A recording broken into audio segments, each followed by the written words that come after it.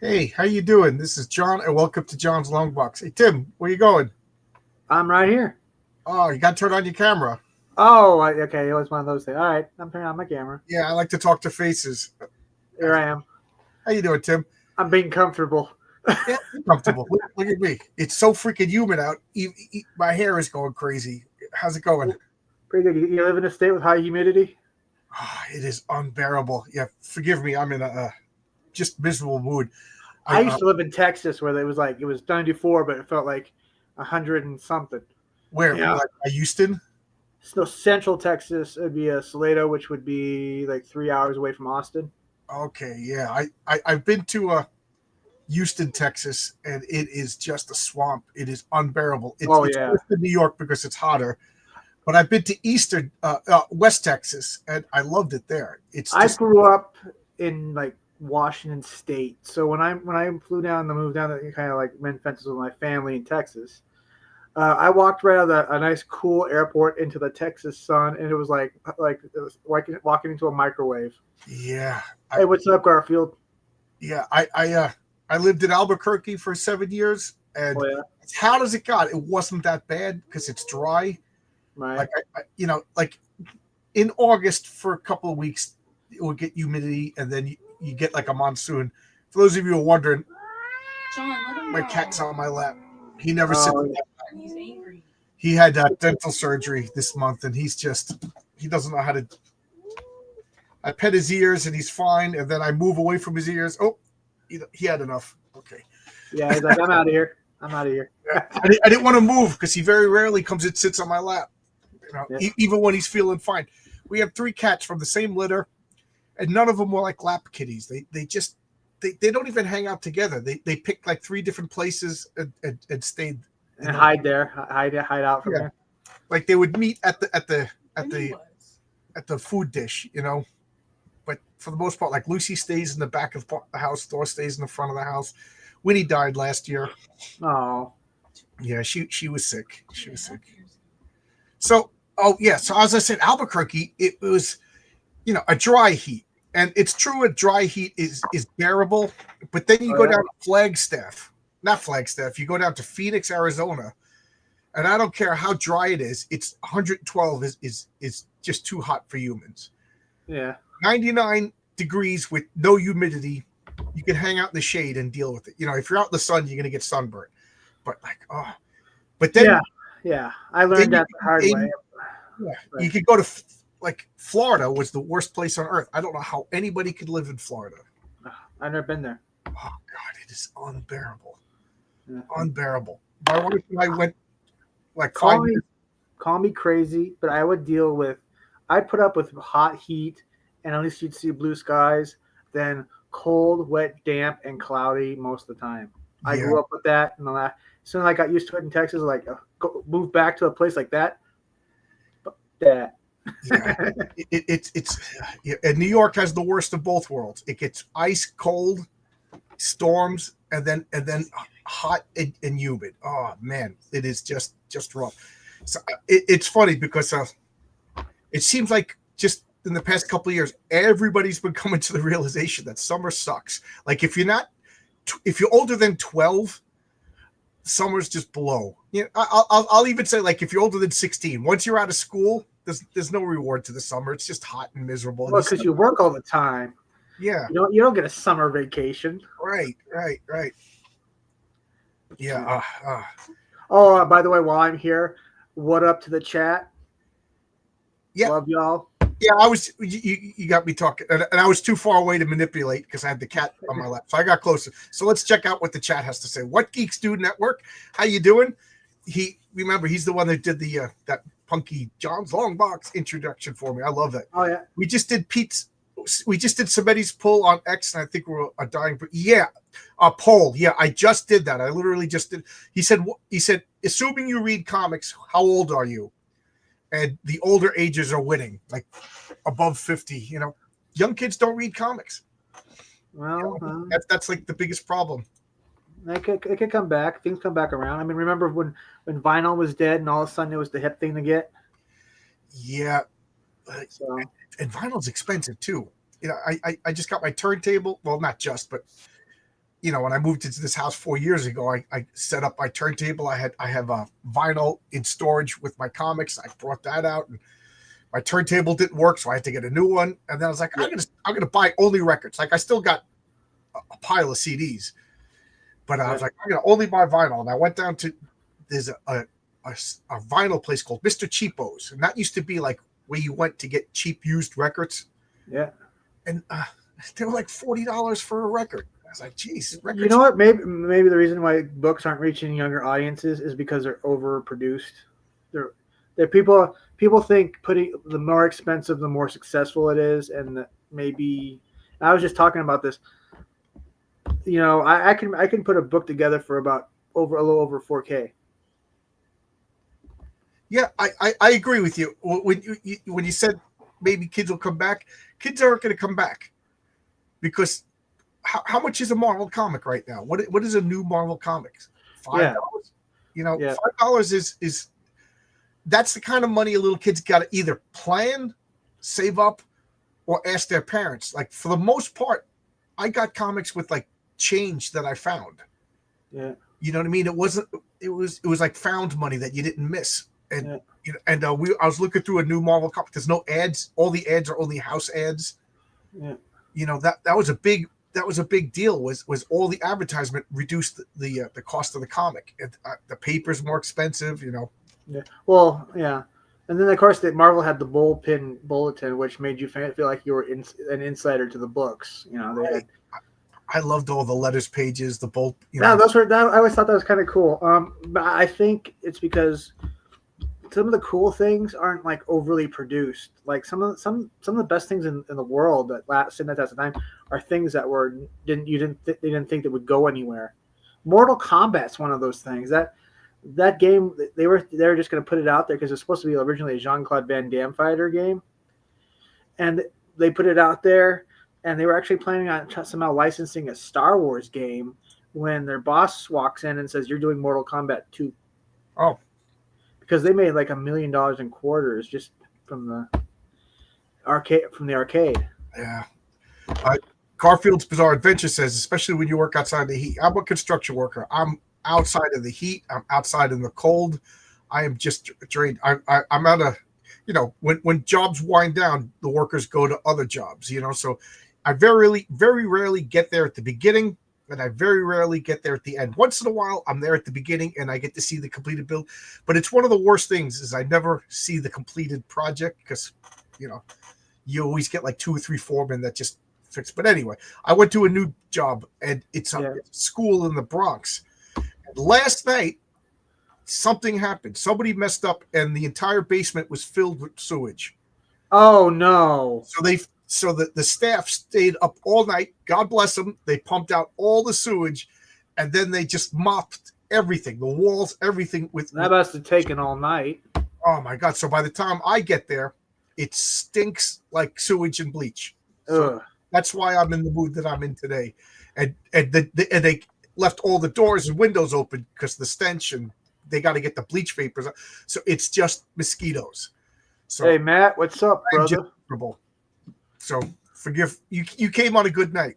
Yeah. I'm younger than 40, but most kids are reading manga. Yeah. Yeah, but what's manga mean in English? It's basically comic books. Right. They mean. Yes, manga is comics, but it's Japanese. It's comics from Japan. Yeah, it's got their own style. It's got their own flavor. Hey, Dave Brinks makes good comics. I love genuine comics. Dave's comic. Yeah, he's a good guy. Always look forward. I say this all the time, and I probably make Dave embarrassed, but there's 2 people. I realize I use this word wrong. I get envious. Envious is like you're jealous when you have something and you don't want to lose it. You're envious when somebody else has something and you want it. I get envious of Dave's characters. They're so good. And I get envious of Phil Diaz, the people. Like these 2 characters, I'm like, I wish I thought of them. So there you go. Great comics by Zaid. Well, that's why you let that inspire you. You don't let it. Right. It's not like an angry thing. I can't wait. I want more of his. I want more of his comics. They're so good. We got Matt over here. I'm envious of his talent. I wish I could draw. Oh, yeah. He says you got poopy pants on though. I got poopy pants. Yeah, I'm in a bad mood. I'm in a bad. Just miserable. I just want to go to bed. One good thing is I get to sleep an extra hour because I'm driving to this job, so I don't have to take the train. Yeah. Yesterday, I went and I got to work an hour and a half early, so I just slept in my car. I see. So hey, enough bitching and griping. How are you doing, Tim? When was the last time you've been on? It was like a year ago, right? Was it a year ago? I believe I was on the show a year ago. So much has happened since then. You forget. Yeah. I mean, I look up to see how many streams I've been on, and I go, "Oh, I remember that," or like, "Oh, I forgot I was on one of these." Yeah, I feel really bad when somebody will send me a message, and I'm like, "Who are you?" And they're like, "Dude, we talked for an hour." I just found out I was on was it Narwhal, the one that actually struck big with Vatican City. I was on one of his shows. I didn't even remember that. I was like, I don't even remember this. Yeah, who was it? I'm going to embarrass myself, but I had a whole conversation with somebody. Then I'm like, by the way, who is this? It's like, dude, we talk. But that's why I like to see your face. Like, I'll recognize your face, but like your avatar, that doesn't mean anything to me. You know what I mean? Yeah. Well, just like what's it, Doc, who did Damn Dirty Thing. Oh, Doc Blaylock, yeah. Doc Blaylock. When you go on his show, he wants to see your camera on. Yeah. You don't want to talk to an avatar, so yeah. I guess that's just an old fart thing. I don't like. That's why I call these conversations. You know what I mean? Not interviews. I want to talk to a face. Why? Because we can't sit here in person and talk. Right. I would love that. I would love to do that. Like, what's it, Bob Costas? Like, just get two chairs. You sit right here, and I sit right here, and we just like do the Joe Rogan thing and just have a conversation in person. But I don't have the money to fly you here. Damn it. Yeah. That's okay. I have to find the money to fly to and then I imagine we would have to hang out after the camera's off too, right? What do I just say? Sure, yeah. Yeah, I'm going to be going to the East Coast to go to Plastic City Comic Con at the end of August. Oh, where is that? Let me look it up, but I know it's going to be out of a DoubleTree Hilton. Is it in Baltimore? No, it's in Massachusetts, I think. Oh, okay. Yeah. Yeah, it does. There's a few people like everybody's like, oh, John, you let this guy do it. Yeah, well, RJ. It's in Leominster, Massachusetts. Oh, okay. Yeah. I think I might have been there years upon years ago, like almost like 30 years ago. Oh, this is my first official con where I'm actually scheduled to be at. Once I get a second comic and I have two comics, because and then with the variant covers I could fill up a whole table with comics. I'll go. I think the first one I want to go to is because it's a small local one, Eternicon. It's Garden City. But the thing is, it was last weekend. I lost track of it, so now. Well, Rini said if you when you start out doing conventions, you go to the ones that are like a day, like a day one or something. Yeah. That's why I was going to do this one. It's a 25-minute drive from my house. Yeah. Crenshaw, John, Tim, and chat pals. Hello, how you doing, Crenshaw? What up, Crenshaw? Crенshaw's the human face of the patriarch. Yeah. He's rolling on Crenshaw, y'all. So where are you now? You're in Texas now, you said? No, I moved out of Texas. I am in Middleton, Idaho. Oh, okay. How is that? Well, it's familiar yet not. It's really warm, but when it gets rainy and cloudy, it's just gross. I hate it actually, but it is what it is. Is it humid? No, I don't know if it's humid, but when it says it's 94, it feels 94 instead of like it's 94, but it feels like 115. Yeah. Oh God. It like when you go outside, it just feels like you get mugged by like a hot, warm straitjacket. Yeah. Right? It's unbearable. You just go through water like crazy. Yeah. Idaho's one of the states. Montana and Idaho, I'm looking at for retirement because you could get like a cheap house, live. Yeah. New York is just, they don't want. It's bad. I heard you guys might get a communist mayor or something. Yeah, I'm kind of rooting for it. I'm rooting for it because I want all of these college kids to get, because right now the way New York goes, it's like we'll have two bad mayors, and then we'll have a decent mayor. They'll have two bad mayors, and things never really improve. And then the good mayor will do a couple of good things, but it's not good enough. And then people will be like, "Oh, if they only had this stupid Republican mayor came in and ruined all the progress." Meanwhile, there's only progress because this guy came in. You know what I mean? So now I just want a full-on communist. Nobody can say nothing. You get what you want. New York's a hole in the ground. Like maybe it'll hit rock bottom, and they'll be like, "Oh, geez, this is bad." Yeah, we don't need this shitty thing going on here. But, we got this new girl apprentice. She's 28 years old, and she's just like, "Well, that's the way it is, living under capitalism." So I just said, "Oh, it's funny that what you consider living under capitalism is not."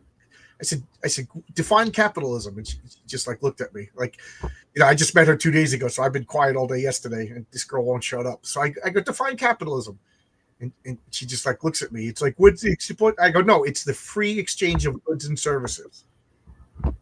And she like looks at me. I said, so what is wrong with the free exchange of goods and services? I said, what you're talking about, you don't live under capitalism. Oh. The government takes and regulates and controls every aspect of our life. All commerce is controlled, regulated by federal, state, city, municipal, county, everything. I said, we don't have capitalism. We have a republic. Right, we have crony capitalism, and even crony capitalism. They were talking about it was the bad thing under Heinlein. It was the bad thing under the Lensman. Crony capitalism is bad.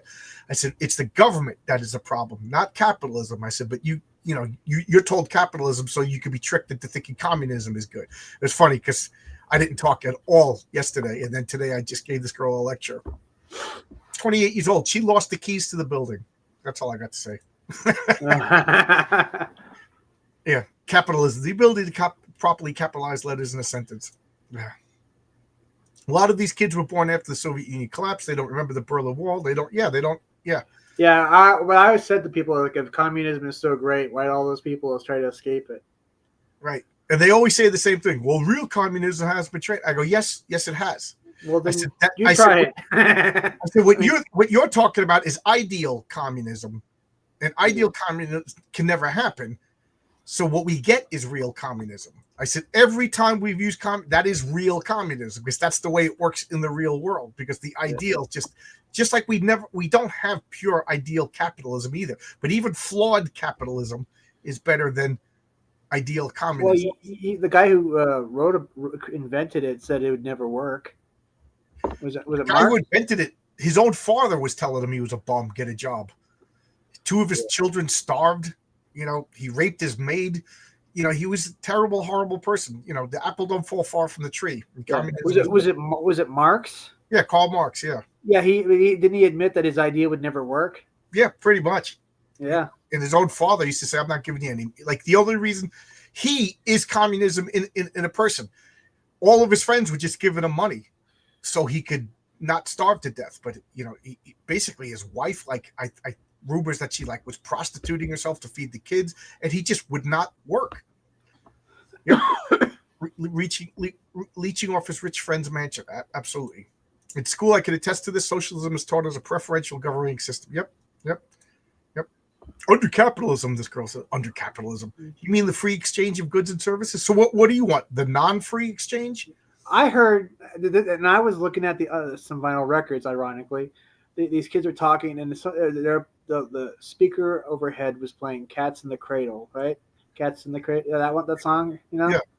And they said this song is just not appropriate for today, and I was thinking in my head, it's like, what's inappropriate about a song about a father realizing he didn't spend time with his children? Well, it's about fathers, and fathers are inappropriate. Hence the need for the patriarch, which is 9 days left on my campaign. Everybody, 9 days, go get it. 9 days. Do yourself a favor. There's a great story about the ideal person who's been practicing pure communism and it failing. Yep. Lenin was a paranoid nut job. Dude had mental problems. Yeah, Lenin doesn't get enough revulsion as much as he should. Yep.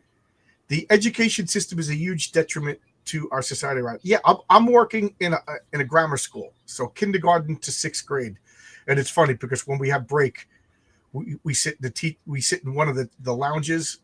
because it's air conditioned, and we get these little kid seats, so it's just funny to see these huge electricians sitting.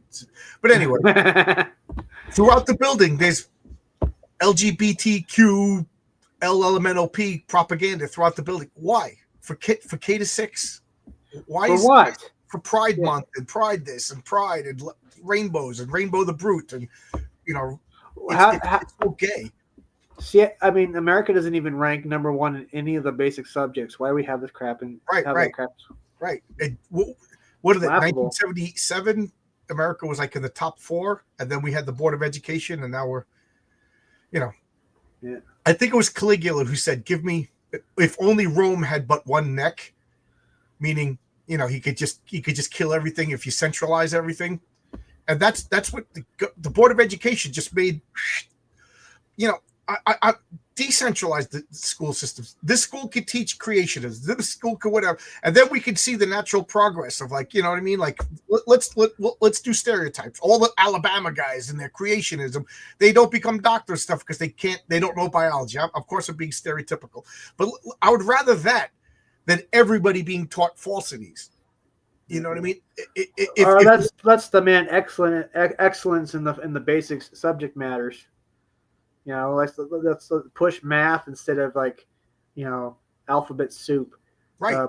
Push better reading comprehension, or push better understanding of sciences and shit. Kids can't read script.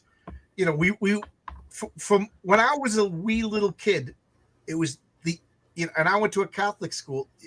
It was like the end of learning Latin in school. So kids would graduate speaking Latin, Spanish.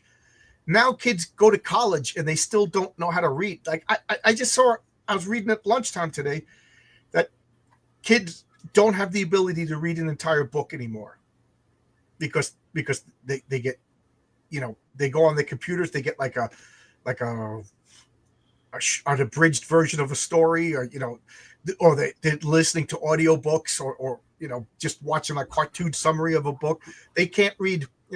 Ask a kid to read Animal Farm. And we'll wonder why kids aren't reading comics. They can't even read a comic book.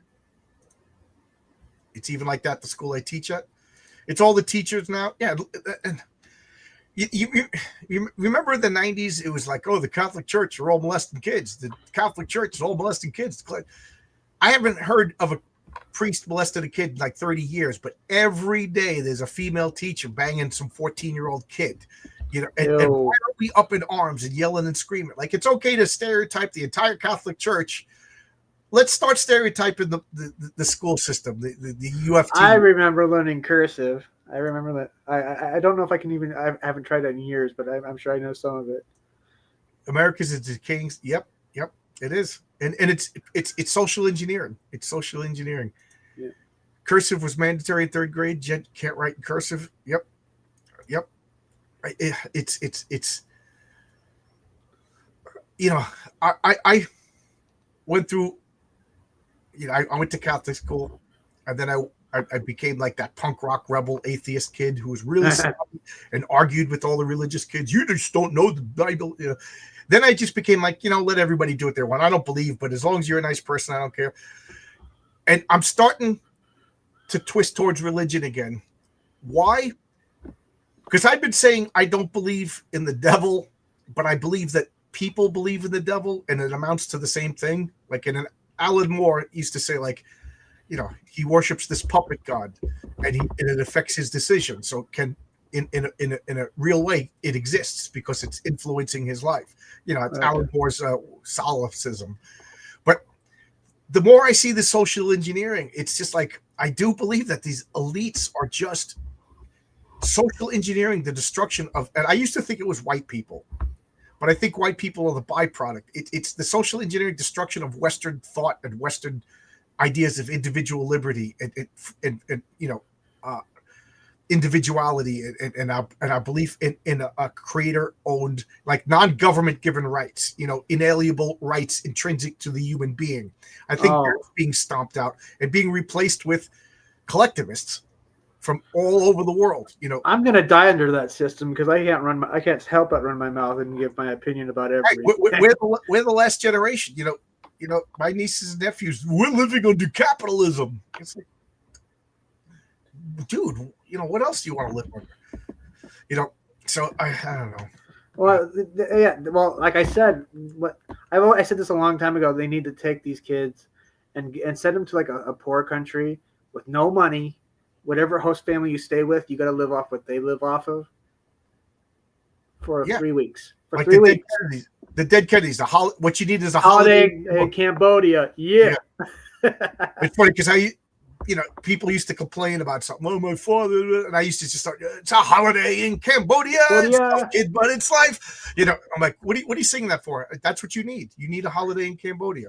You're a starbelly sneak. You're acting like a leech. You want everybody to act like you. Yeah. Kiss ass while you bitch so you can get rich. So your boss gets richer off you. Attack on intelligence. I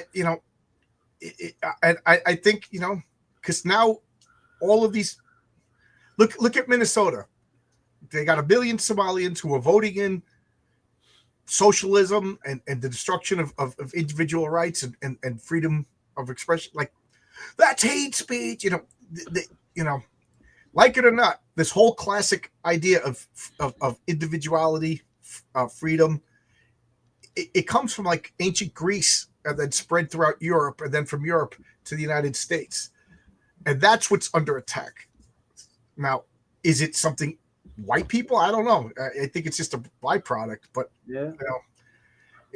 that's to me what I think is being destroyed. It's getting, Well, there is one silver lining to this whole thing. The things that used to not be shocking anymore are officially shocking again. Like what? Just stating truth and having that be like what the Pistols were doing in the UK, stating the truth, and that was the shocking thing. Yeah. How bizarre is it that Johnny Rotten, the singer of the Sex Pistols, is considered right wing now? Exactly. This is a guy that was like rebelling against society. We all forget that the Ramones were right wing too. The original punk rockers were like, Joey was very left wing and Johnny was very right wing, and they somehow made it work. Right. They sang "Rocket to Russia." They sang he wrote that song about Martina Barbalova. That was a solo record. Yeah. Yeah. My Brain's Hanging Upside Down was about kind of like since Johnny was a Reaganite basically, and Joey was they kind of put the two ideals together. The removal of the middle class, the ability to climb out of poverty to wealth, is a must for the elite class. They don't like outsiders coming in and encroaching on their own. I think it's just social engineering to a one world government. I know. Hey, Henry Bemis, but Joey was a liberal, Johnny was a conservative, and Dee Dee was just a junkie. Dude. At least he wasn't Sid Vicious. He was DD was he could barely speak. He's in a Gigi Allen documentary and he's like, I'm in the Gigi Allen band. He didn't even know what band he was playing in. Go to sleep, Dave. Go to sleep. Peace out. In Japan, foreign tourists are causing problems. It's getting blasted all over the news, all over there. Xenophobia is on the rise in Japan. They're fed up with foreign. Yeah, it sucked because my wife and I want to go to Japan, and now, I'm going to go to Japan and be treated like everybody else, Well, I mean, Japan's always been one way or the other an isolationist nation. They don't like outsiders. Let Japan be. Can't the Japanese have their country? Yeah. Let the Japanese have Japan. Let them be Japanese. Exactly. They don't need. They ain't gonna put up with that shit anyway. I mean, the more you get out of the touristy areas, the less English you see. Right. I Japan's economy is really bad, and I've been reading that they have like homes in Japan, houses in Japan, like in rural areas. We're not talking about the city, for like $5,000. And every once in a while I keep saying, "My wife, honey, let's just take our tax returns, buy a house in Japan, and then, just have somebody fix it up." And then go live in Japan. It's, for the most part, it's still low crime, high trust, good health care. The only thing is I don't think the Japanese would want an older person with no kids moving into their country. You know what I mean? They I know don't they're know. just going to go there and I drain. don't know. I don't know. But Yeah. how? Yo, Asmat, what's up? Asmat the Shadow Band, how you doing? How's Quack, everybody? quack, quack, Quack, quack. quack. Oh, show me your duck. Now he's here. Oh yeah, hey, found this on it. Yes. Here, here's a duck for you. The nuisance streamers, I love watching them get their comeuppance. It's just so satisfying to see some guy like I saw one guy on an escalator, and it went viral. Like this tweet got like 1 million views, but he and as he's walking by, he just touches girls' hair and to see how their boyfriends react. And then he's like, "It's a prank! It's a prank!" And I just said, "It's not a prank once you actually touch the girl's hair." You know what I mean? Like if I don't know who you are, you reach over and you stroke my wife's face, I'm jumping over the escalator, beating the crap out of you. Exactly. Oh, it's a prank. Oh, in that case, you could, you know what I mean? You could have died. That's a prank. I too. don't know what's on your hands. I don't know where you've been. You've been scratching your balls. You know what I mean? And we as a society need to bring back shame. You know, that's why I've been getting myself in trouble on the subway systems. It's so good that I'm driving to work right now because I can't even repeat the last 2 weeks of what's been going on in the subway. I'm sure if you look on YouTube, crazy man with a beard interacts. I'll leave it at that. Yeah, Japan's got a problem with the population. There are a few families. Yeah, That's why they Japan, got special hotels for couples to go to. They've had that since the 70s. The problem with Japan is their economy is so bad. Everything's so expensive. And their work culture is so insane. These people are like at work 11 hours a day. They come home, you know, and like they can't say no to their boss. They can't, you know, all the weekends they're expected to go golf. You know what I mean? That they have no money and no time for a family. You know, it's like the companies need to realize you want families, you gotta give people. Thanks, Asmat. You know, yeah. Tim Olson, a long way since Melvin. Yeah, let's talk about comics. Yeah, so we talked for 33 minutes about everything else. Do you got links or anything you want to throw in the chat so I could bring up your campaigns or anything? Yeah, let me you talk amongst yourselves while I do that. Talk amongst ourselves. So I will share this while everybody's while he's looking for his links. How many days? We got 9 days to go for Heroic Tales. We're closing in on the next stretch goal, which will be the next card. You know, look at this artwork. This is so good. It's so good. Renzo's so proud of it. He wants everybody to look at it. And Mike Barron read the Mary Sue story. Mike Barron said it was compelling. He said I told it in a very interesting way. The art for the Patriarch story is finished. Renzo's working on a couple of like little bonus things that we're going to stick in the comic. You know how like I did goofy ads and stuff like that. Renzo's doing one of them. So once he finishes that, it's being colored as we speak. So we're ahead of schedule. We're ahead of schedule. I got to be careful. Last time I said I was ahead of schedule, I got into a car accident, which was a year ago today, by the way. Knock on wood. Always knock on wood. A year ago today. What am I doing now? So, okay. Your link is ready. What do we got here? We got several links. We got okay. So here's Melvin. Melvin 1, Melvin 0. That's right. I did a 0 issue. I'm bringing it back. Bring him back. I always thought that was one of the gimmicks that should have stayed around.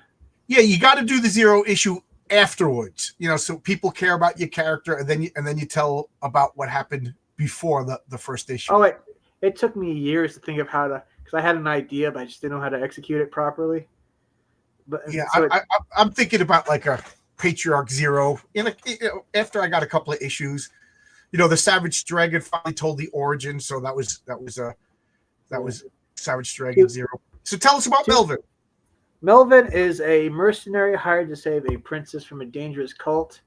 That's the first story arc, and it's concluding with issue 4.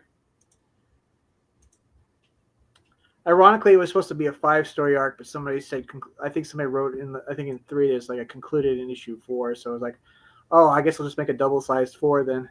Oh, okay. Yeah. Happy neck-breaking anniversary. Yeah. That's a new break a leg, huh? Yeah, breaking neck. Tim, do you have copies of your books on you? You're close enough for me to drive out and buy them right off of you. Well, if you're yeah, I do actually. I do have some left over. So if you pull up to Middleton, pull up. I'll sell you a few copies of Melvin 0 through 3. I just We'll really work out a deal. Oh, cool. Oh, that's okay. I'm trying to. Okay, it's not me. You put up one link twice. There's no link for issue 2. Oh, I thought I did. Hold on. Okay, so that's me. I made a mistake. That's 0, and here is issue 1. Issue 1. Yeah, there for if anybody knows the story about, there's a reason why the John Dillard cover is the only available cover for issue 1. Cool.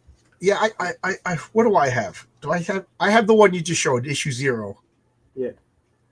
Yeah. Which is drawn by Rob Ewing, who did Zed and Odysseus. Okay, there you go. Why is there a duck here to ruin the stream? There's been duck jokes lately that I just don't get. That's okay. Believe it or not, I don't get involved in a lot of stuff. Quack, quack, quack. While I do, but I don't follow most of the drama. That's okay. It's just we all just like teasing Elazmat. That's all. Oh, he has a book with the duck as a character, right? Yeah, Roadwood Drake, which is awesome. Oh, see, I don't know that. Alsmat, hit me up. You haven't been on my channel yet. Yeah, we gotta have a talk. This guy made a documentary about me. You should at least come on my channel. We'll talk about it. So this is I had Rob Ewing redo the cover for Melvin 2. So and I like this version better anyway. Okay. Also, Captain Comics here, Boise, sells local creative books. You should see if they'll put a few issues up. That is a good idea. I should go to the local stores and see if they'll take my comic.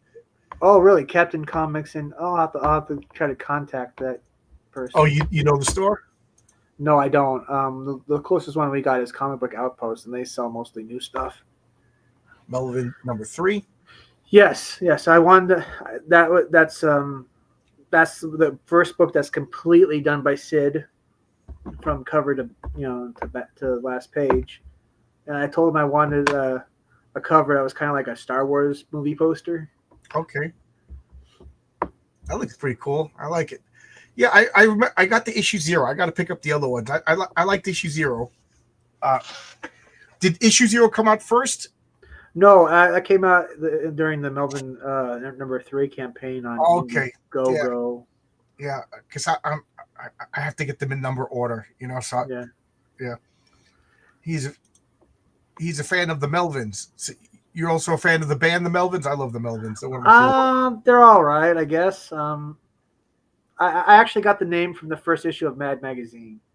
Oh yeah, there was it was right before Alfred E. Newman. They had like a Melvin character. Yeah, and I didn't know that, but I know that in the 90s, Mad Magazine had a card series of all their covers from the beginning to the So I used to collect those. Yeah, and I used to buy Mad Magazine also. Mad Magazine was one of those things that was just in everybody's house. Everybody bought them, whether you're into comics or not. I used to love them. I had two older brothers, 2 older sisters. So there was always Mad Magazine in my house. Like even before I could read, I'd look at the pictures and fold that back. I freaking loved Mad, and they made fun of everybody. They weren't particular. I think towards the end they were left wing, like every periodical, but for the most part they made fun of everybody. It was good, stupid, clean humor. It was fun. I used to have the Spy versus Spy special. Why they don't have a Spy versus Spy movie? I don't know. Whatever happened to Spy versus Spy? it went by the way of a Mad Magazine. I think what happened to Mad Magazine was like Jack Davis and Mort Drucker and those guys. They either died or retired or left, and then they just couldn't replace those guys. They replaced. It's like there's Warrant magazine. It's making horror comics that are reminiscent of Warren magazines. They're okay, but the Al Williams and Archie Goodwins and all of these masters are gone, and you can't help but compare it to these legends. Yeah.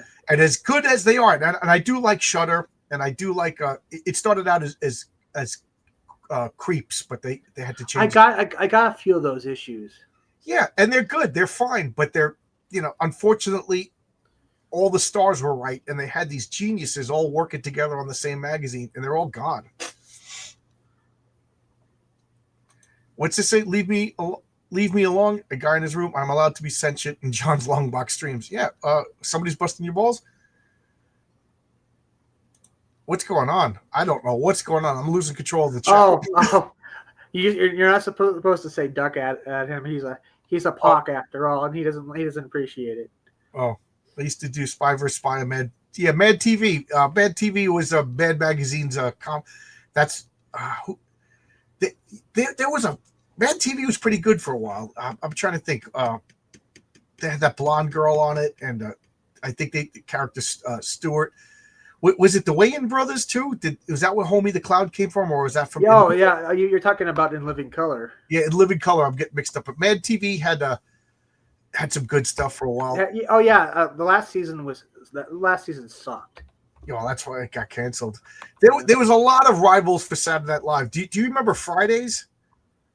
No, but if you grew up in the Northwest, we had Almost Live. Almost Live? I never heard of that. No. Like I said, you have to live in the Northwest. I'm talking about Washington State, the true Northwest. Oh wow, I never heard of that. Almost Live, but Fridays was on Friday nights, and it had like Melanie Chardoff doing the news. It had Kramer, whatever the actor's name is from Seinfeld. Michael something. Yeah, Michael Richardson. He started out on that show, and he used to do this skit of a little kid in a sandbox playing with his toys, and there was no dialogue. It was just him doing. Oh my God, I love that. It was so funny. And we had what's that? Almost Live had like Mind Your Manners with Billy Kwan, and it'd always be like Garage Sale of Fury, or it'd be like a Bruce Lee character. And when the guy was running away, he'd always do like flying through the air thing. And if there's like a door, it'd stop. He'd go around it and then go, oh. Yes. On Mad TV, Artie Lang, that's right. I forgot about that. Yeah. Will Sasso was the guy I couldn't remember. Will Sasso was big and fat, and then he was like ripped and in shape, and he did a pretty good, what's his name? He did an impression of, he used to be an action star, and then he was like a cop. He did Under Siege. Okay. Steven Seagal. He does a pretty good Steven Seagal. Yes. Every one of these skit comedy shows had to have the big fat sweaty guy. And Will Sasso was the big fat sweaty guy, but then he became the in shape guy. And why can't I remember her name? But the blonde who was she became the dog walker on King of Queens. Yeah, I know who you're talking about. She was on Mad TV. Mad TV. Yeah, a lot of these they would get a character and then they would beat that character to death. Yeah. And that's what was the name of the show with Bob Odenkirk? They did an HBO. I don't know. And that was one of the skits. Is they wouldn't have repetitive characters because they didn't want to fall into that trap. Nicole Sullivan, and for some reason, yeah. She did the character always. Okay, if possible. Yeah. But back to Fridays. Fridays was a big deal. There was a Rasta guy, like a black guy. He would put on a wig, and his big skit was like he would like teach you something. He was like an education show. And he's like, "This is a jump rope. I made the jump rope from the ganja.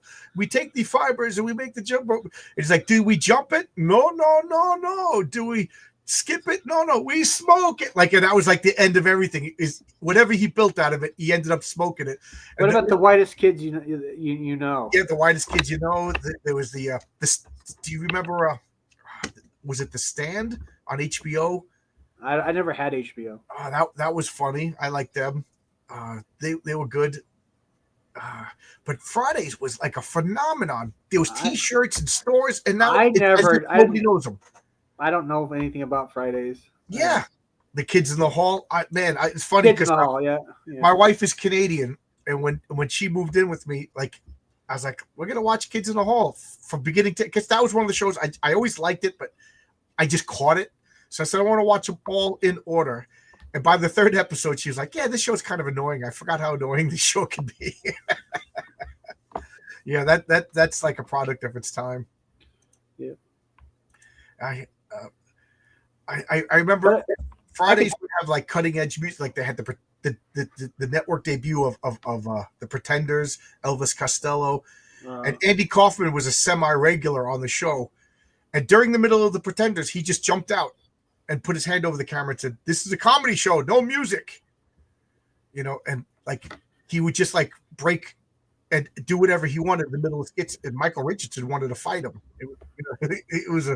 It's part of that Man in the Moon TV show. Norm Macdonald was one of the guys on Fridays. Norm Macdonald, huh? Yeah. I'm done talking about Fridays now. I'm just amazed that it was such a big deal and nobody remembers. I think its last season was 1981. So see, that's it. 1981. I was like, oldies, remember it. I was like 2. I was like, but I grew up with like you'd watch Saturday Night Live first, and after Saturday Night Live was almost live, and they had like a driving school in Ballard. Hello, I'm your instructor, Orly Torkelson. No, we don't look back when we back up in when we parallel park in Ballard. We do it by sound. Adjust your seatbelt. You open the door, let the seatbelt fall out, and close the door. You go, okay, now turn on your left blinker, and you leave it on all day. That's funny.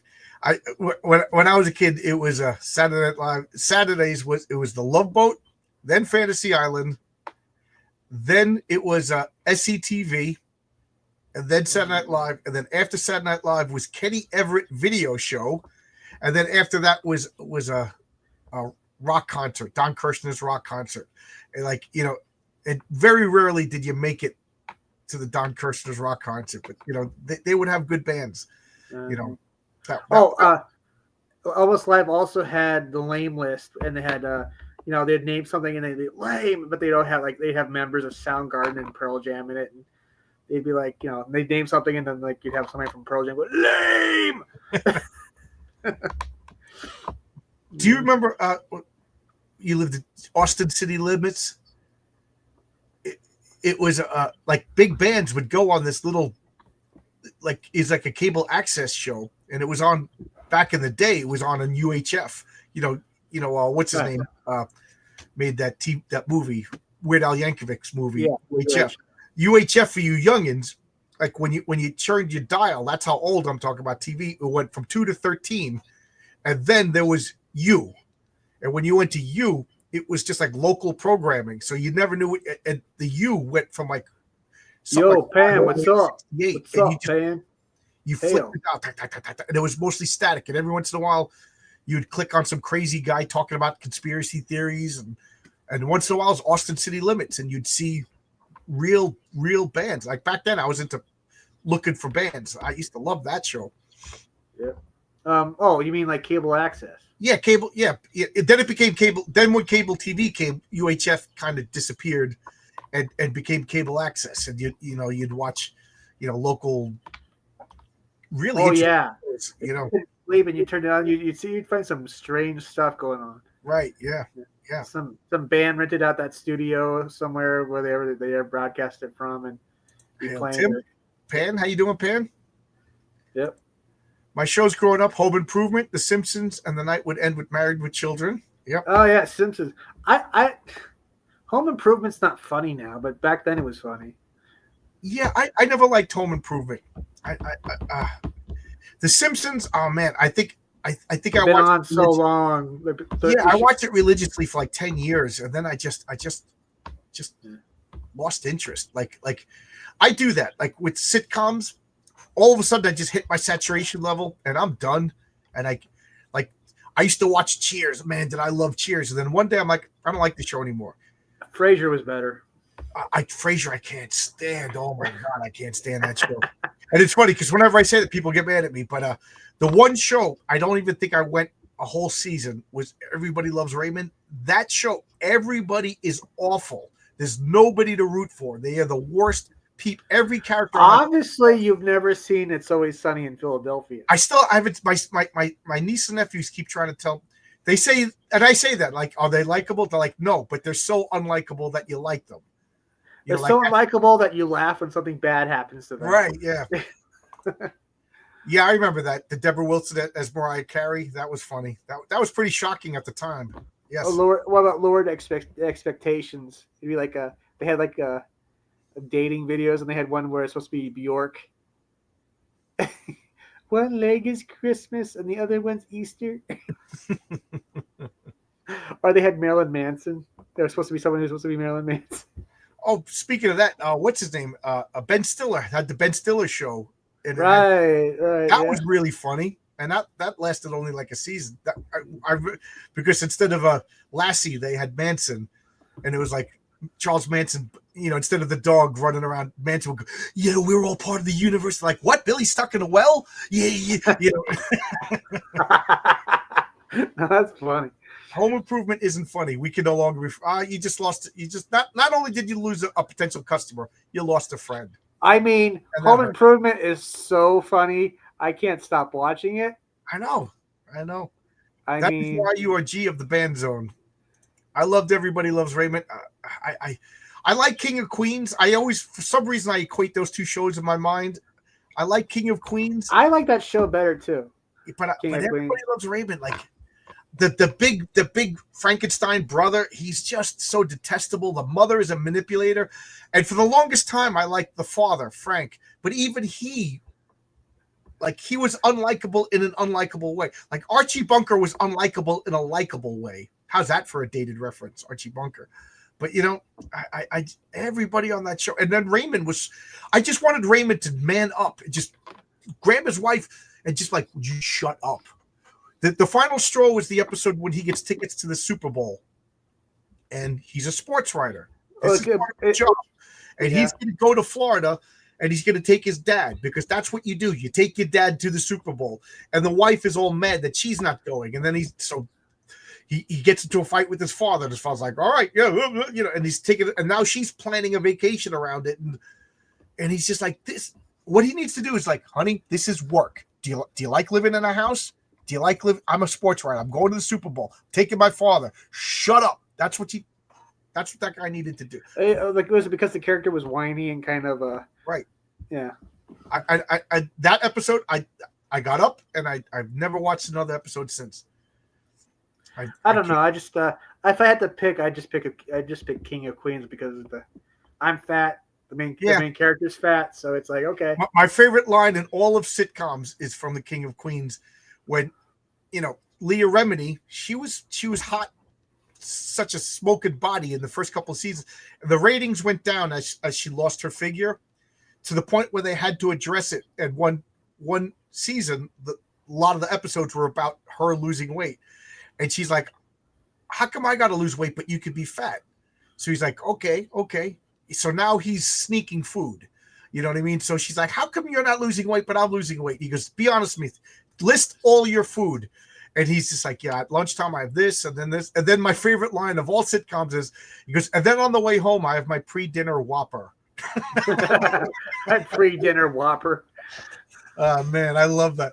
So that became a thing. Like, I would be driving home and I'm like, I'm gonna go get my pre-dinner Whopper. I mean, I didn't keep it a secret from my wife, but it was just funny. My pre-dinner Whopper. Like, a Whopper is a meal, There's people from countries that don't eat the calories of a Whopper in like 4 days, But in America, we have a pre-dinner Whopper. I gotta watch It's Always Sunny. Oh yeah, you'll love it. Was Paul Timberland's workshop? I don't remember that. I don't remember. I said look her up in Bad TV when she was smoking hot. Now she is a Tiger's dream.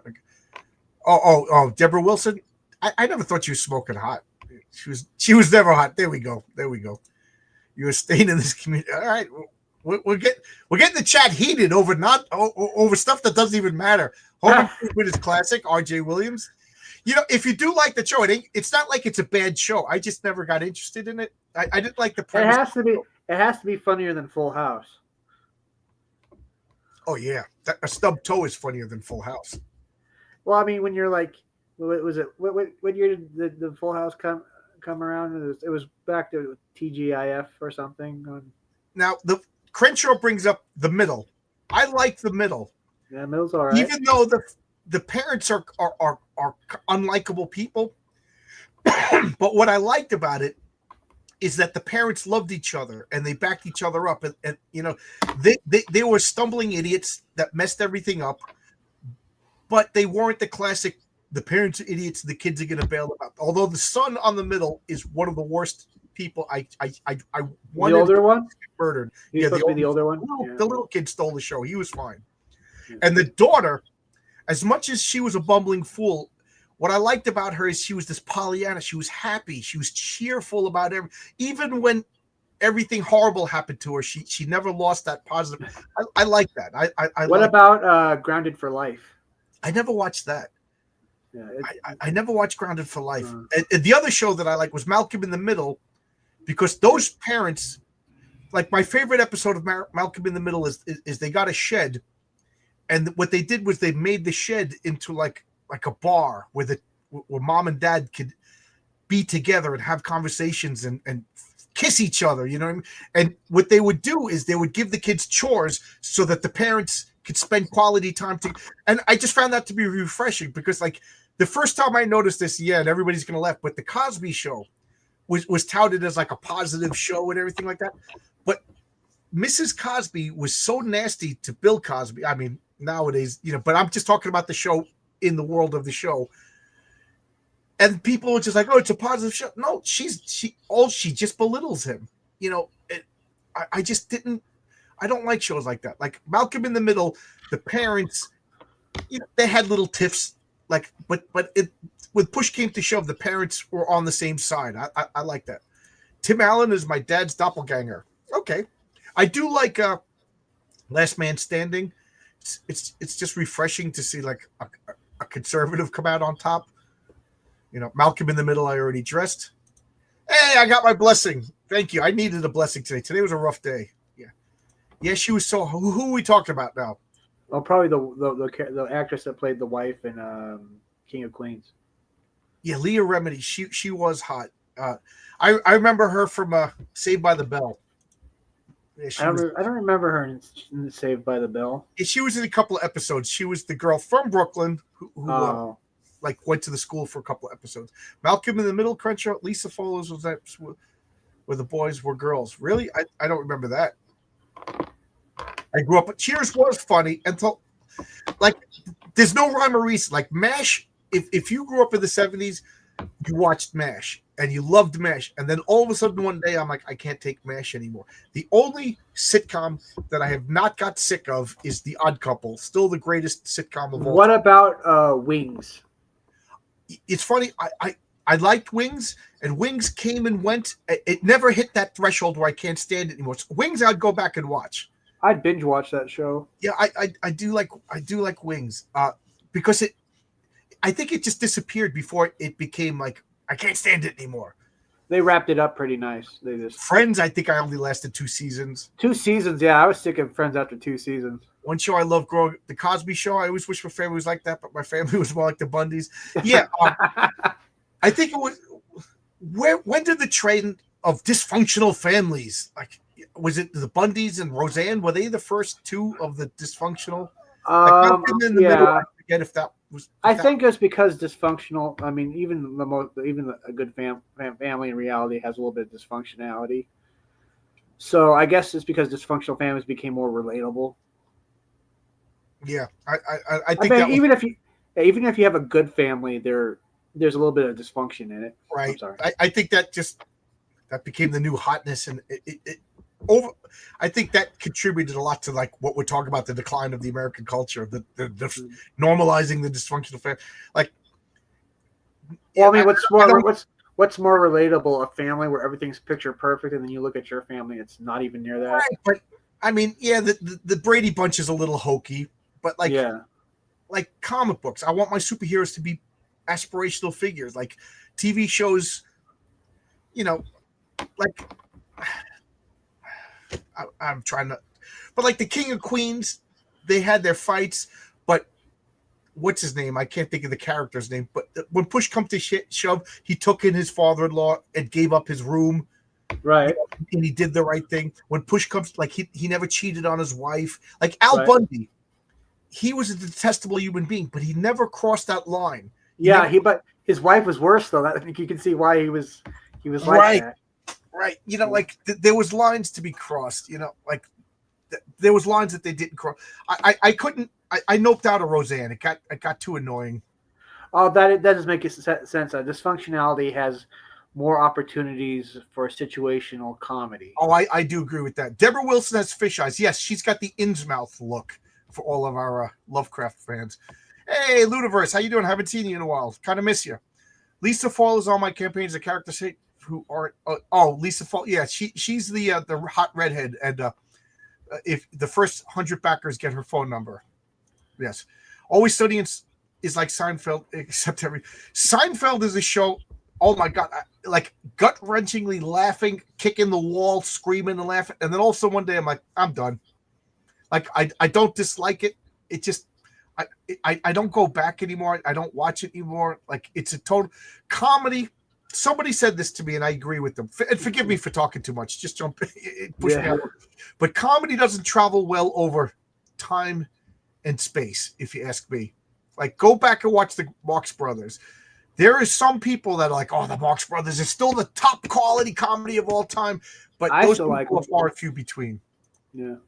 I actually kind of like the Marx Brothers or Three Stooges. I mean,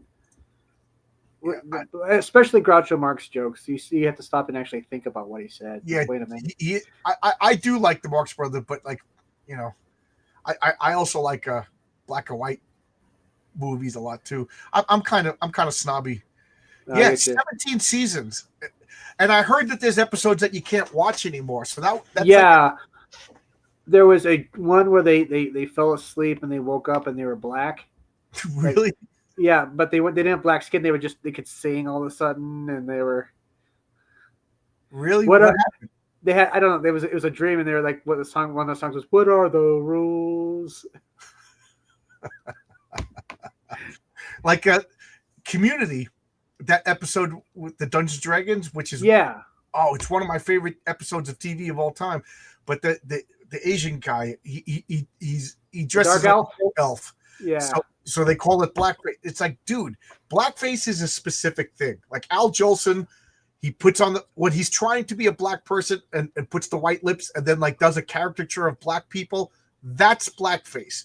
Putting on black makeup to dress up like a Dro elf is not blackface. Blackface is a specific thing. That's the joke, is that he's unaware of how inappropriate it is, and and then of course the people who are like, that all of a sudden it's like not funny. It's like, that's the whole point of the joke, is that these people, Shirley's offended, and she's like, should we just ignore that hate crime?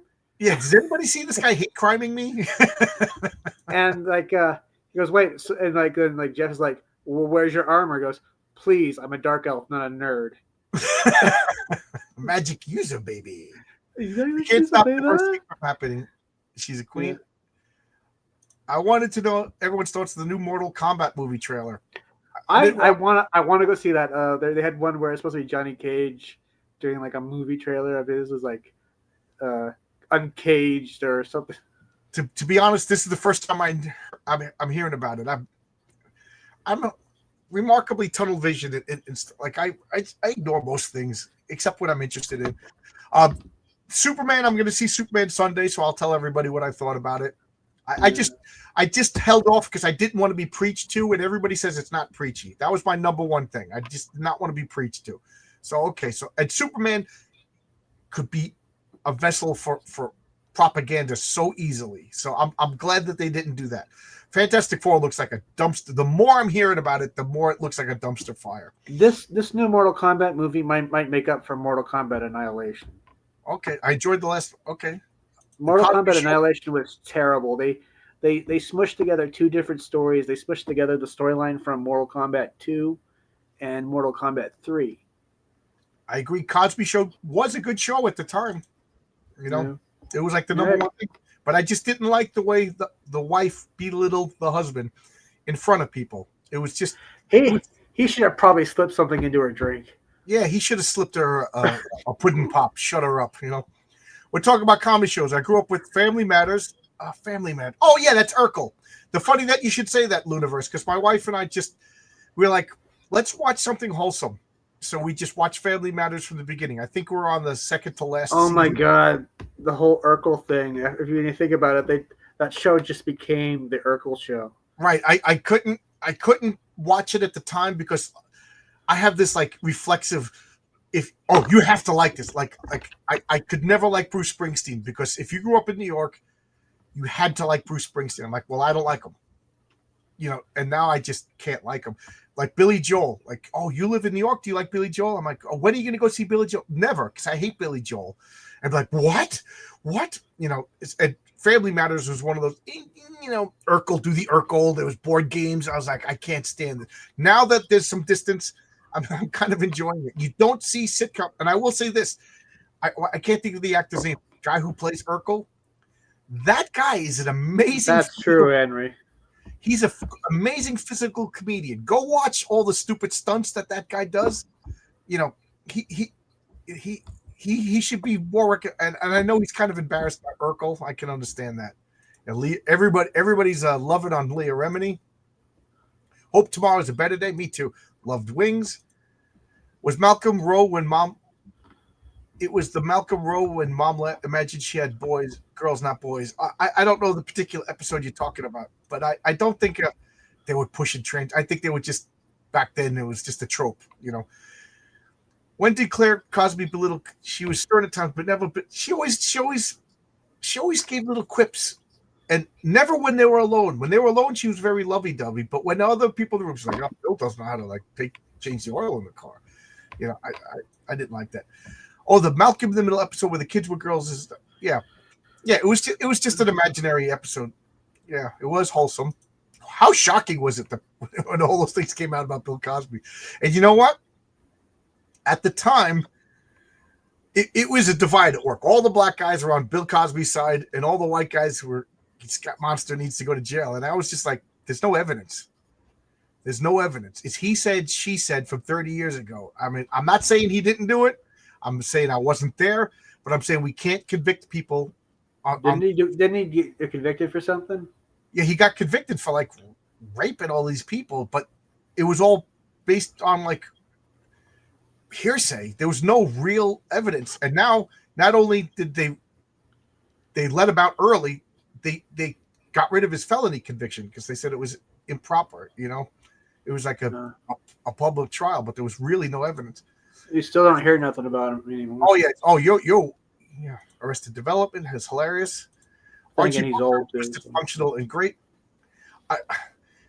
I just get great joy of Archie Bunker. Like, we were supposed to hate Archie Bunker. He was supposed to be the bad guy, and Meathead was supposed to be the good guy. And even as a little kid, I was watching the show going, but he doesn't have a job, but he's living in Archie's house. He needs to shut up. Oh, somebody got the Innsmouth joke. Wow, that beyond in the comments. The Cosby Show was never dysfunctional. I didn't say it was dysfunctional. It was supposed to be the most wholesome thing. I just didn't like the way Mrs. Cosby talked. Yeah, she was stern with the kids. I love that. But watch the show again. Watch how she talks about Mr. Cosby in front of everybody. Some comedy ages like fine wine. Alan Sherman will never not be funny. Hello. Camp Granada. Family Matters very rarely brought up race. And when they did, It was oddly weird. I don't want to talk about it because I'll get demonetized. How can a few days ago, but it was the Airplane was funny. 8 is Enough may have been the first show with wow. And everybody talked around. Man, that is a memory from the recesses of I barely remember that show. You might be right, Logic. I got to go back and look at that. You might be right. Community. he has a new series called Krapopolis Animated Ancient. Oh wow, I can't stand Dan Harmon, but I do like his shows. Community, I think everybody craps on the fourth season, but I think the fourth season wasn't that bad. I love every single episode. I mean, yeah, it's one of my favorite sitcoms. The first season is just the best. It's just so good. The D&D episode was hilarious. The paintball. I started watching. It was outsourced. They had only one season, and when that went away, I needed something else to watch on that night. So, Community kind of fit that role. Yeah, in sitcoms, they always seem to do that. Like they evolve. If you remember, The Simpsons was the Bart Simpson show, and it became the Homer Simpson show. He stole that show. Fonzie stole Happy Days. Urkel wasn't even in the first season of Family Matters. Have you seen the Key and Peele sketch where it's supposed to be Urkel had like mind powers or something? He goes, "The point is, you do what I want on a show called Family Matters." I got to see Key and Peele. I only see Key and Peele like other people sending me stuff. I got to go and watch that. It looks pretty funny. The one where he uses his mind and makes the producer put a gun in his mouth or something. I just can't stand. Which one went off to direct movies like horror movies? That was Key, Michael Key. Because one of them is still doing goofy comedies, and I like him. Yep. But the other one is trying to be a serious, and it's just like it all boils down to what if the air turned into racism? I'm like, oh, I almost got me to watch your movie, and now I'm not going to watch your movie. Like I don't know, some of his ideas are pretty good, like the one where the one where the monster is sucking people up into the clouds and eating them, and it's supposed to be about It's kind of about spectacle. Yeah, I just my problem with the funny thing is I'm actually like liking Billy Joel the man more and more these days, but I actually kind of feel bad for Billy Joel because he fell for Christy Brinkley. I mean, how could you not? And then she cheated on him, and then the guy she cheated on with cheated on her, and I just like that's Billy Joel. You should stay with Billy Joel. You should stay with that guy. That guy loved you. He treated you like a queen. He let you make that awful painting for his album, and then Christy Brinkley. And then Billy Joel went through that string of car accidents and drunk driving, and he kind of redeemed himself. Yeah, I'm liking Billy Joel more these days. I just don't like his music. He's a talented. There's a lot of bands that I really, really respect. I just don't like. And this is going to cost me subscribers, but like Rush. Those guys are awesomely talented, and I actually like those guys, but the music does nothing for me. I'm not going to get into this. Logic always fights with me. There's no woke crap in Milk. Yeah, it was before woke. They ruined Gatsby's reputation. That was the goal. Do you think so? Like, I think he did that stuff, but I just think that they couldn't legally prove it. There was not enough legal evidence to convict. These sexual assaults 30 years later, it's like sexual assault stuff it's a hot potato. You need to deal with it before the potato cools off. Like I don't believe even like the Joe Biden stuff. Like you wait 30 years and then you wait till it's politically convenient to accuse. I'm sorry, you got to do it right away. The whole family and Mary looked at Al Zadopi, even though, yeah, I did like Married with Children. I think it only lasted like 2 or 3 seasons. It got to be repetitive and it got to be really bizarre. Does anybody remember the season where she had that imaginary child named Seven who looked like Oliver, and then all of a sudden he wasn't there anymore? It was really weird. I don't remember. I kind of never really fully watched an episode. It just was, I don't know. It's like I would watch maybe, I think before then it was the Tracy Ullman show. Right. And then I barely remember Tracy Ullman. And then like, I remember it was Simpsons, and once Simpsons was over, your weekend was pretty much done and time for you to go to bed. Yeah, Simpsons was on Sunday nights. Yeah. It was kind of brilliant because there was, for the most of my childhood, up until like the beginning of my Sunday was just like a dead zone for TV. Like there was no, it was all like preachy shows in the morning and maybe David and Goliath, and that was kind of creepy. You know, that cartoon gave me the creeps. You know, and then all of a sudden they realized, hey, let's put some cartoons on Sundays, and then they started putting sitcoms Sunday nights, and Sunday became like a, you know, all the kids were home and nobody was really going out because they were getting ready for school. It was brilliant to finally put good shows on Sunday night. I loved Get a Life with Chris Elliott. I loved it. It was really weird for the first couple of episodes, and then it kind of found its way. Saturday nights was well, I couldn't watch anything Saturday nights because my dad would watch Cops. And I mean, as a kid, I thought, oh, boring, so I'd go do something else. But Yep, Family Matters was a spin-off. There's a lot of shows that are spin-offs that you don't realize they're spin-off. what's it a spin-off of? I didn't know. It was from Perfect Strangers with the Oh, right. Balky, was it Balky and was it Larry? Right. Colson Larry. The father was like a cop, and I think the mom worked in their store, if I remember correctly. You know, and they were a couple. And then they got their own show, and nobody remembers Perfect Strangers, but everybody remembers. I remember Perfect Strangers. Yep. I mean, I don't remember the episodes, but I remember it existed. Although, when the Jordan Peele became the director. Okay. Yeah. There was I thought it was Michael Key. Key. One of them. I don't follow him. The Partridge Family may have been the first show that had no father around. I think you're right about that. I don't remember if the dad died or just left. Yeah, good point. And then they had Reuben Kincaid that may or may have not been with the mom. One day at a time, the dad cheated and left. Yeah, you're right. Yeah. And I then, don't know. I kind of think those shows were they produced lies because no one lived that way. There was no such thing as a perfectly happy family ever in history. I remember my father wouldn't let me watch One Day at a Time because it like promoted bad values. It's like, Logic, I think he's onto something here. Yeah. But the Partridge Family, I never liked the Partridge Family. I don't know why. It just seemed like a cheap knockoff of the Brady Bunch. Well, like the type of shows where they'd show like moms and dads sharing different beds. That's not how reality was. Yeah, like the Dick Van Dyke Show. You're gonna tell me that you're married to Mary Tyler Moore looking like that in those pants, and you're gonna share separate beds. You know what I mean? Or like for instance, I Love Lucy almost never happened because her husband was Hispanic. Right, he was Cuban. Yeah. Cuban. Yeah. So that's why it's like, dude, old TV kind of sucks when you think about it. Right.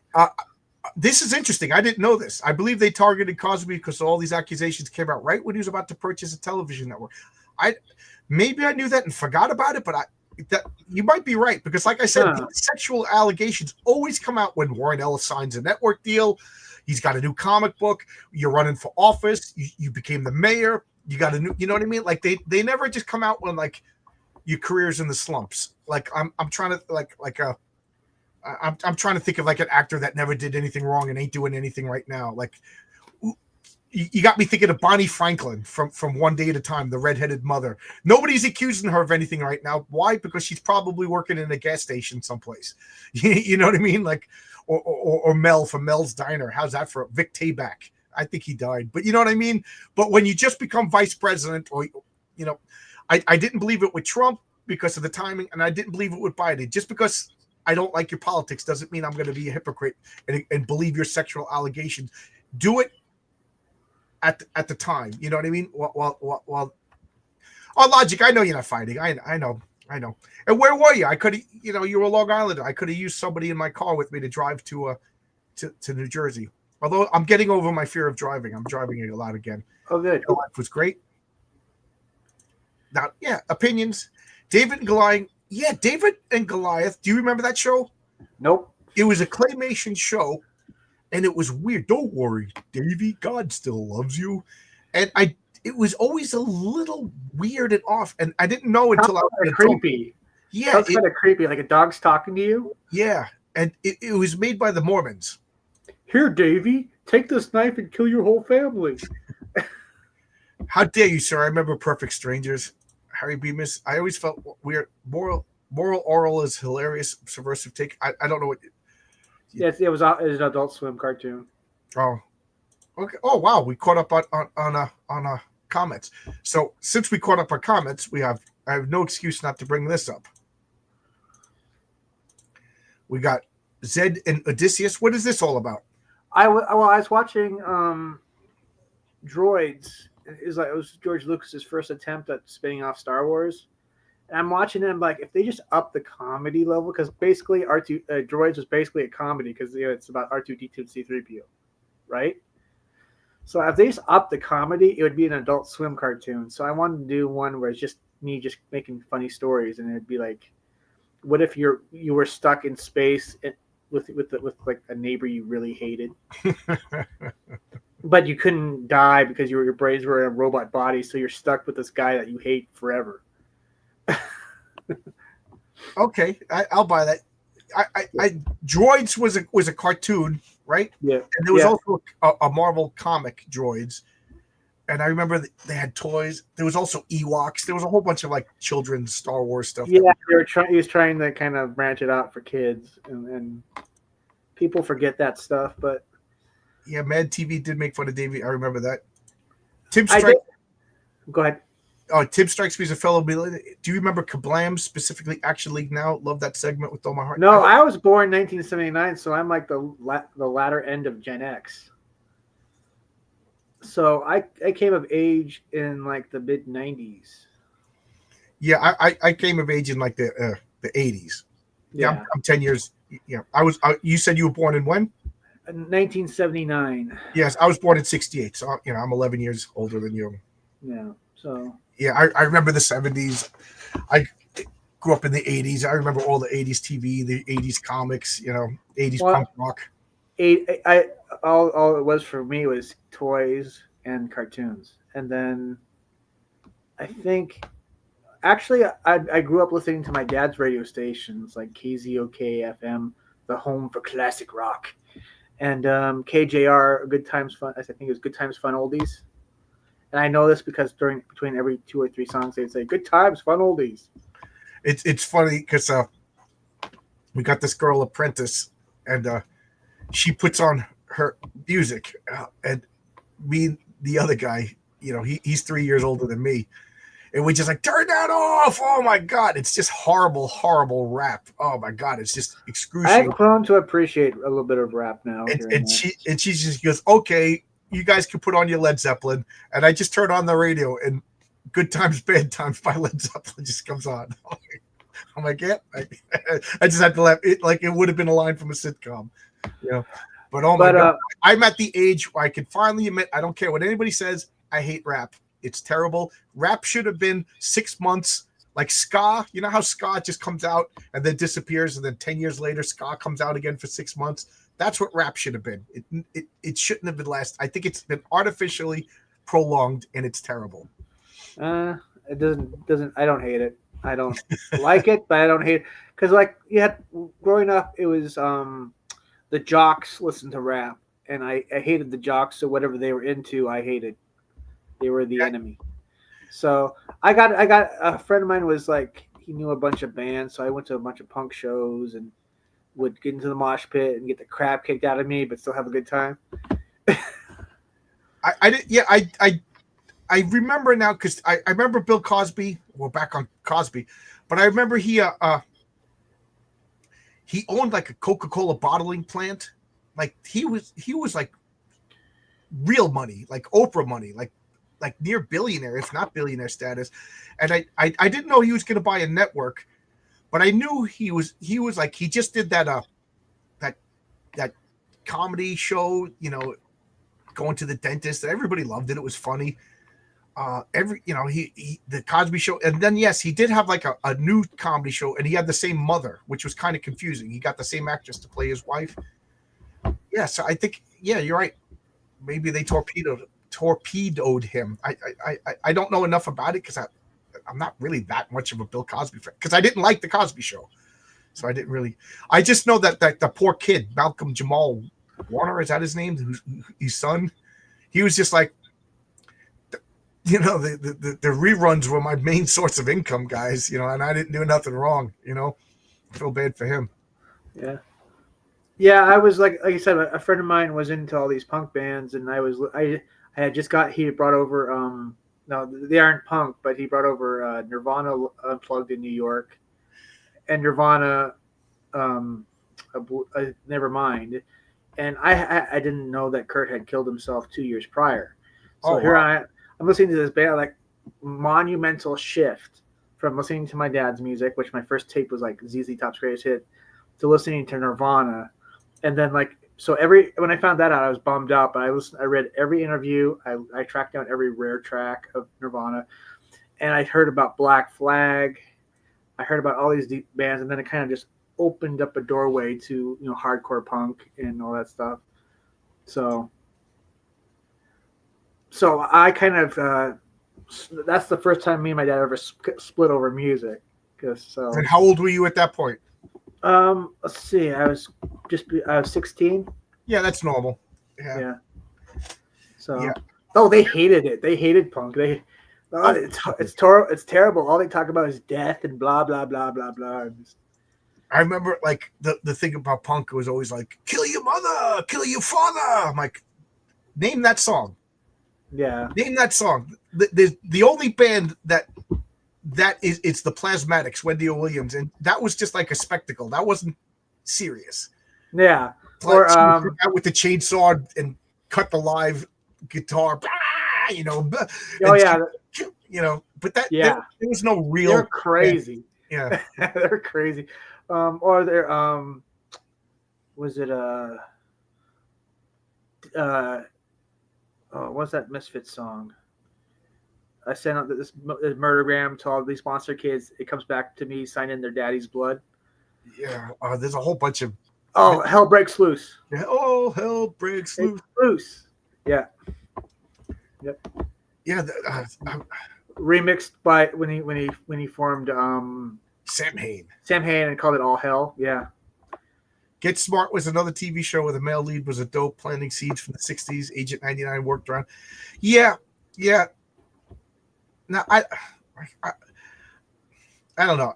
Get Smart, I kind of liked. I thought Get Smart was a reaction to all of it. Like James Bond was perfect. So let's have a goofball. I don't know if it was like meant to be subversive, but. I don't know. I thought it was great. He had that one joke. Would you believe? Yeah. My favorite joke from Get Smart was, and I laughed, and I still laugh every time I see it. It was like, this is very important information. We got to break out the cones of silence. And then the cones would come out, and then they couldn't hear each other, and they're like, they would get mad. Yeah. It was like a big stupid ritual. And what about the Pink Panther? He had a sidekick to like attack him in random times. So he'd like, oh yeah, yeah. You know what show I still love is the Addams Family. The original Addams Family. Addams Family is better than the Munsters. It is better than the Munsters. But the thing about the Addams Family is Morticia and Gomez, they are into each other. They are happy, well-adjusted. They're a crazy family, but the way their family works, they are a well-adjusted, crazy family. You know what I mean? They have different values. They have different way of life, but the kids respect their parents. The kids don't argue with their parents. They're not bratty. The kids are even respectful to the normal people in the neighborhood. And Gomez loves Morticia. Morticia loves Gomez. And whenever people show up, they're like, come in, have dinner with us. You know what I mean? It's just that people can't deal with. I really like that show. It's surprisingly positive. The way the Munsters are put together doesn't make any sense to me. Yeah. Like even as a kid, I was like, how does a Frankenstein bang a vampire make a werewolf? It doesn't make. I actually came up with an idea of how that happened. He was away. She had an affair with a wolf man. He comes home and destroys the wolf man. Lily. My friend always says, he goes, just imagine instead of monsters, that she's just like a dominatrix and Herman is just a giant retarded kid. Lily, I'm hungry, Lily. Oh God. Derp. Yeah. So what else you want to talk about? We just totally went off the reservation tonight. Oh, well, just I got these five amazing books that you should totally pick up on Amazon. If you're not down with Amazon, they're on. You can order them on the Walmart website. If you're not down with the Walmart, they're also on if you like going to Barnes and Noble, you can go order them off their website too. Cool. There's multiple ways to get my books. My books will never be available before they're finished, so there's no way they'll ever be late. They're very entertaining, and if you buy the books, make sure to leave a review on Amazon so people can see. It shows up more or something. I think it has the visibility. Cool. So you got the Melvin series, and that's done now. No, it's going. It's still going. Issue 4 is about 18 pages away from being finished. Okay. And Zed and Odysseus, is that a continuing series? Or is that a one shot? Yeah. Oh no, it's continuing. What I do is I do like ash cans of them, and then I put them together. Cool. So I'm working on a new ash can right now for it. Kind of a rip on boxing, like when Ren and Stimpy used to do like boxing stories, like that wrestling stories, that one wrestling match story they did. It's funny as hell. Are you a wrestling fan? WWE. Yeah, I did. There was a friend that always would play. He'd always order pay-per-view. WrestleMania. I was never into. It's wrestling goes to it's like a sine wave. It gets really popular, and then nobody talks about it. Then it gets really like right now. It seems like it's super popular again. Yeah. I kind of started noticing it during the Attitude Era, and actually some of those promos where they're talking crap about their opponent. Some of them are entertaining as hell. Like the Rock's promos are never not entertaining because he's always talking shit about people, but it's always funny. My friends back in the late '80s tried to get me into wrestling, and we watched Jimmy Superfly Snuka. That's how old it was.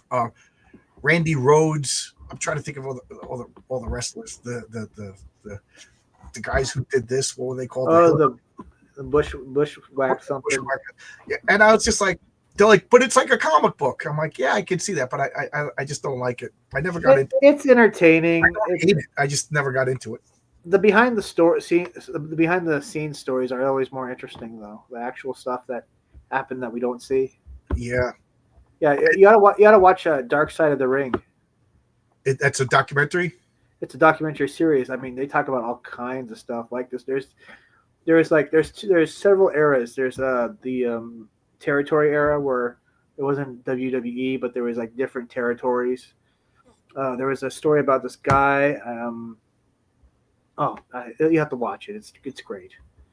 It's funny because lately, because of Hellboy in Mexico stories, when he's friends with the luchadors, that kind of got me interested in Mexican wrestling. And I've been talking with Oscar, the colorist on my comic, and he's always, because I'm like, I want to do like a luchador character, and he's just been talking me out of it. He's like, you're too much of a gringo.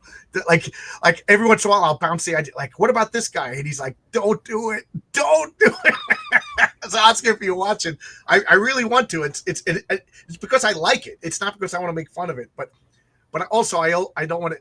Those guys are serious. I don't want to insult them either, or say the wrong thing.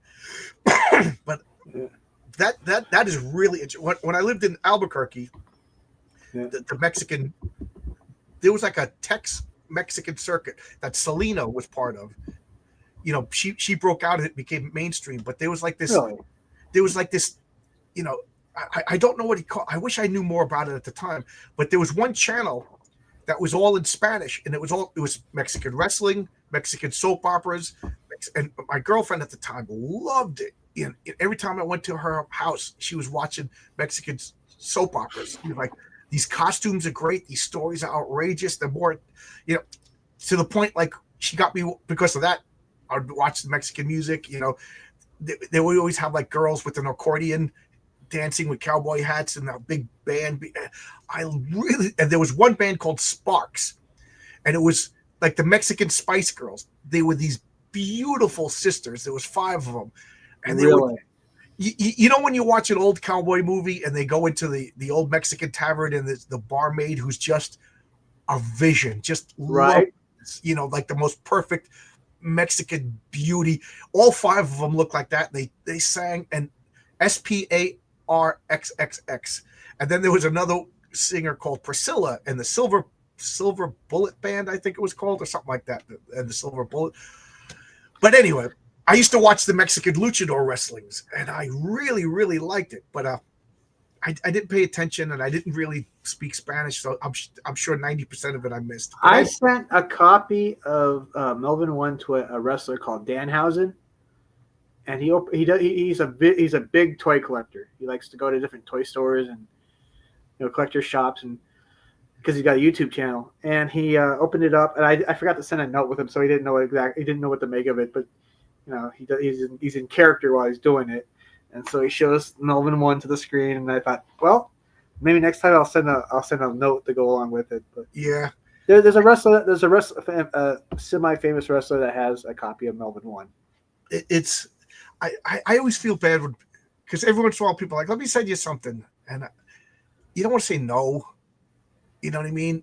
And I'm a new guy too, and if I was to say, hey, can I send you something, and they said no, it would hurt my feeling. But then I feel like I'm taking advantage of people, and then I feel like I owe them a positive review. Like, so it's weird and awkward if people are like, oh, I'm going to send you something.